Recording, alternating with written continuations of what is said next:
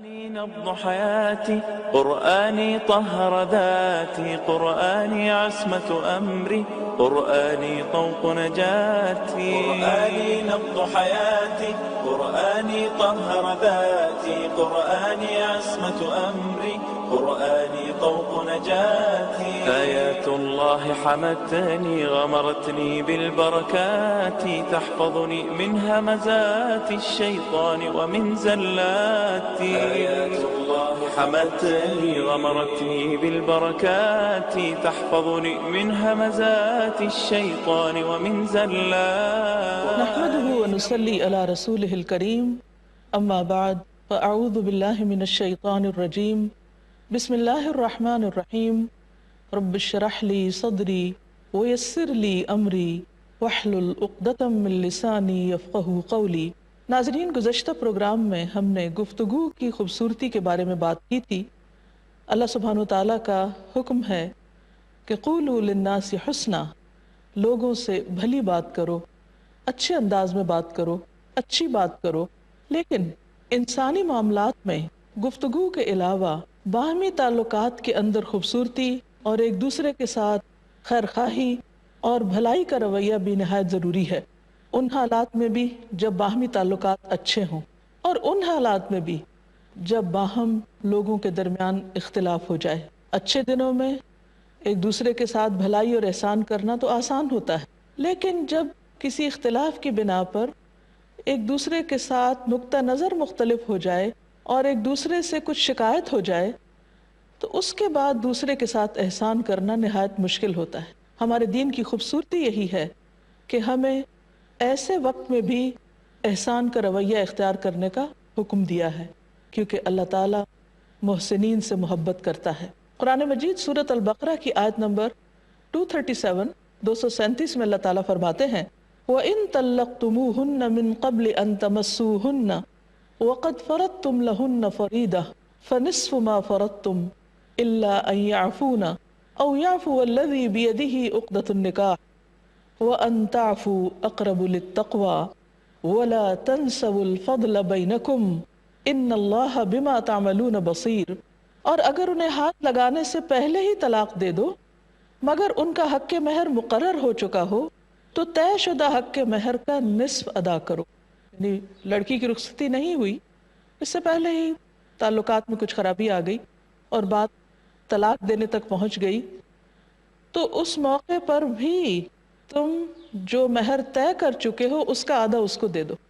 الا یہ کہ وہ عورتیں از خود معاف کر دیں. وہ نہ لینا چاہیں تو ٹھیک ہے، یا وہ مرد جس کے اختیار میں عقد نکاح ہے فراخ دلی سے کام لے اور پورا مہر دے دے، یعنی آدھا دینے کی بجائے پورے کا پورا ہی ادا کر دے، تو یہ بھی احسان کا رویہ ہے. اور اگر تم درگزر کرو اور پورے کا پورا مہر دے دو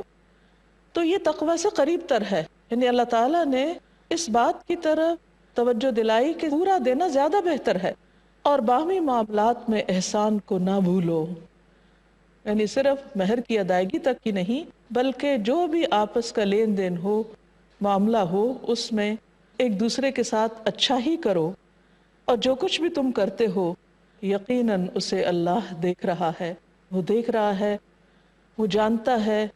وہ اس کی جزا تم کو دے گا. آج جو تم کسی انسان کے ساتھ بھلا کرو گے کل اس کا صلہ اور اجر اللہ کے ہاں پالو گے،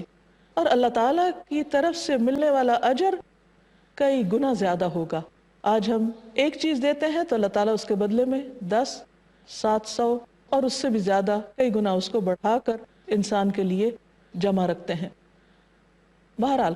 جو اصل میں قاعدے کی چیز ہے اور جسے زندگی کے تمام معاملات میں یاد رکھنا چاہیے وہ یہ ہے کہ وَلَا تَنْسَوُا الْفَضْلَ بَيْنَكُمْ. اور اس کا اطلاق صرف طلاق کے معاملے میں نہیں بلکہ زندگی کے باقی تمام معاملات میں بھی ہے. انسان اپنی زندگی میں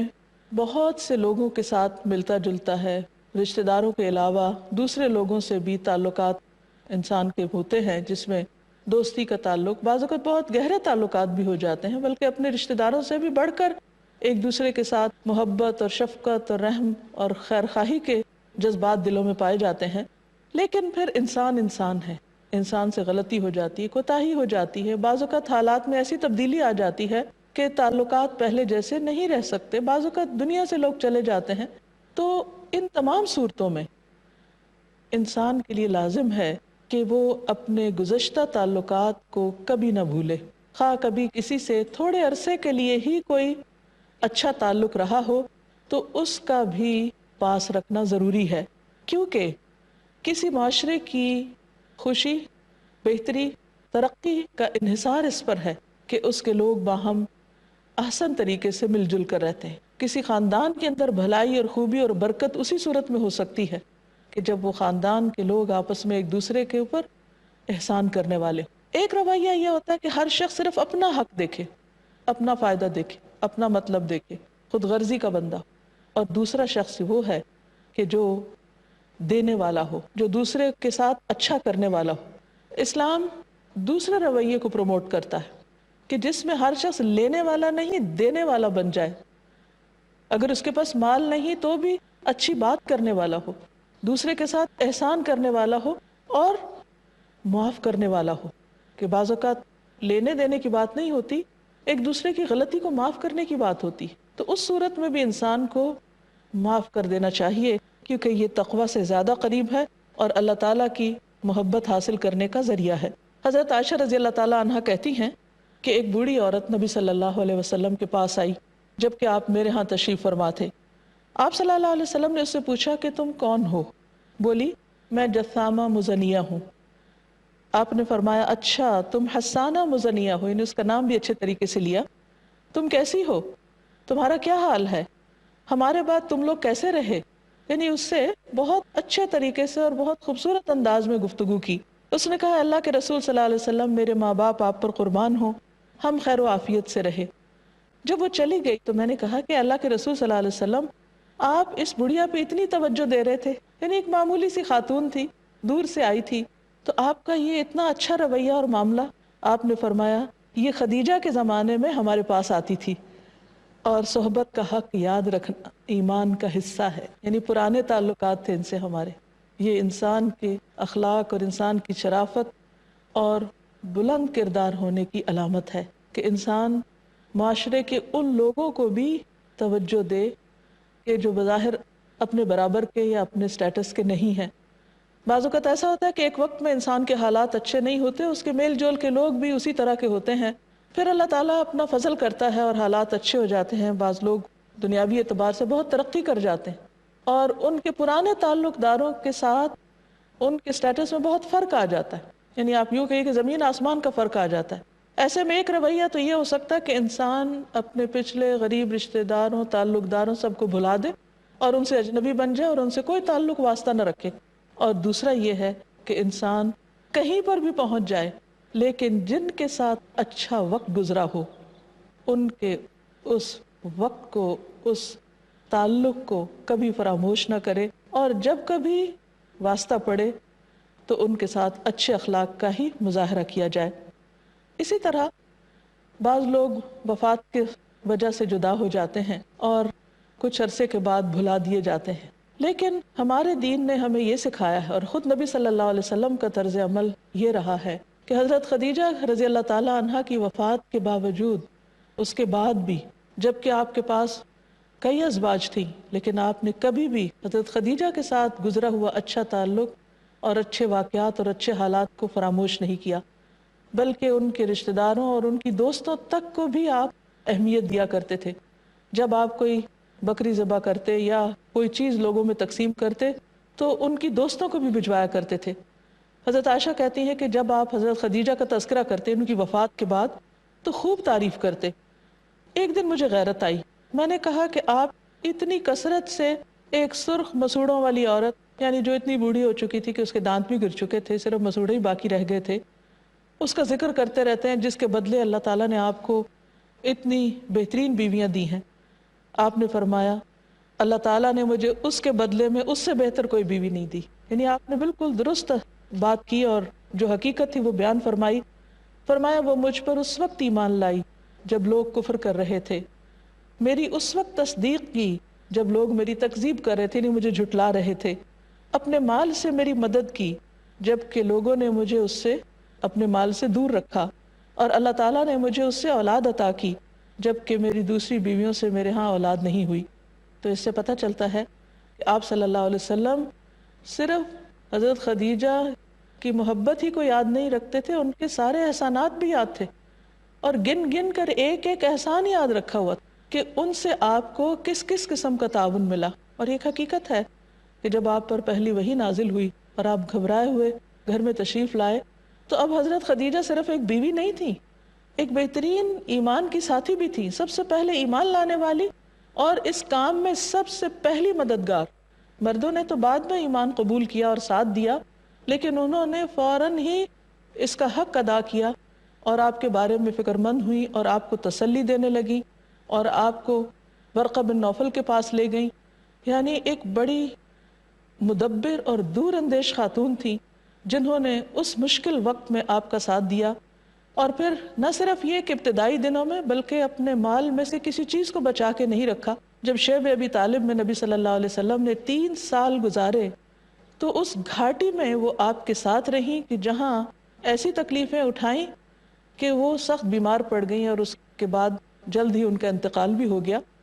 نبی صلی اللہ علیہ وسلم نے خاص طور پر خواتین کو اس معاملے میں تلقین کی ہے۔ حضرت اسماء بنت یزید کہتی ہیں کہ ایک مرتبہ ہم اپنی سہیلیوں کے ساتھ تھے کہ نبی صلی اللہ علیہ وسلم ہمارے پاس سے گزرے، آپ نے ہمیں سلام کیا اور فرمایا احسان کرنے والوں کی ناشکری سے بچو۔ میں نے عرض کیا یا رسول اللہ صلی اللہ علیہ وسلم، احسان کرنے والوں کی ناشکری سے کیا مراد ہے؟ یعنی کون احسان کرنے والے اور کون سی ناشکری؟ فرمایا تم میں سے ایک اپنے ماں باپ کے گھر دنوں تک بن بیاہی بیٹھی رہتی ہے، پھر اللہ تعالیٰ اس کو شوہر عطا کرتا ہے، وہ اس کے ساتھ ہر طرح کا احسان کرتا ہے، لیکن کبھی اس سے اگر کوئی غلطی ہو جاتی ہے تو وہ غصے میں آ کر کہہ دیتی ہے کہ میں نے تجھ سے کبھی کوئی خیر نہیں دیکھی۔ تو یہ جو جملہ ہے کسی بھی عورت کا کہ میں نے اس گھر میں کوئی خیر نہیں دیکھی یا کوئی خوشی نہیں دیکھی، یہ انتہائی ناشکری کا جملہ ہے۔ نبی صلی اللہ علیہ وسلم نے خاص طور پر یہ جملہ خود بول کر بتایا کہ یہ ناشکری کا جملہ ہے، اور خواتین کو اس جملے کے بولنے سے پرہیز کرنا چاہیے، کیونکہ یہ ہو ہی نہیں سکتا کہ کوئی شوہر اپنی بیوی پر کسی بھی قسم کا کوئی احسان نہ کرے۔ تو آپ نے فرمایا کہ تم میں سے کوئی عورت شوہر سے بے نیاز نہیں ہو سکتی کہ وہ کہے کہ مجھے ضرورت ہی نہیں ہے اس زندگی کی، اور چھوٹی چھوٹی باتوں پر ناراض ہو جائے۔ انسان کو صبر اور برداشت اور حوصلے سے کام لینا چاہیے۔ اسی طرح والدین کے ساتھ احسان کا تو ہم سب پڑھتے ہیں قرآن مجید میں، لیکن صرف ان کے ساتھ احسان نہیں بلکہ ان کے جو متعلقین ہیں، ان کے جو دوست احباب ہیں، ان کے ساتھ اچھا سلوک کرنا بھی ضروری ہے۔ والدین کے ساتھ احسان کے بارے میں تو ہم سب جانتے ہیں، اللہ تعالیٰ کا حکم ہے وَبِالْوَالِدَيْنِ احسانا، بار بار اس کی تاکید کی گئی ہے، لیکن صرف اتنا ہی کافی نہیں کہ ہم والدین کے ساتھ اچھی گفتگو کریں یا ان کے کچھ حقوق کا خیال کریں، بلکہ اس احسان میں یہ بھی آتا ہے کہ جن لوگوں کا ہمارے والدین پر احسان ہوتا ہے یا ہمارے والدین کے ساتھ ان کے اچھے تعلقات ہوتے ہیں، ان کے ساتھ بھی احسان کرنا چاہیے۔ یہ بھی دراصل والدین کے ساتھ احسان ہی کی ایک شکل ہے۔ عبداللہ بن عمر کے بارے میں آتا ہے کہ وہ جب مکہ کے لیے روانہ ہوتے حج عمرے وغیرہ پر، تو اونٹ پر سفر کرتے ہوئے اپنے ساتھ ایک گدھا بھی رکھتے۔ جب اونٹ کی سواری سے تھک جاتے تو گدھے پہ بیٹھ جاتے اور امامہ پہن لیتے، یعنی پگڑی وغیرہ باندھ لیتے تاکہ دھوپ وغیرہ سے بچیں۔ تو کہتے ہیں کہ ایک دن ابن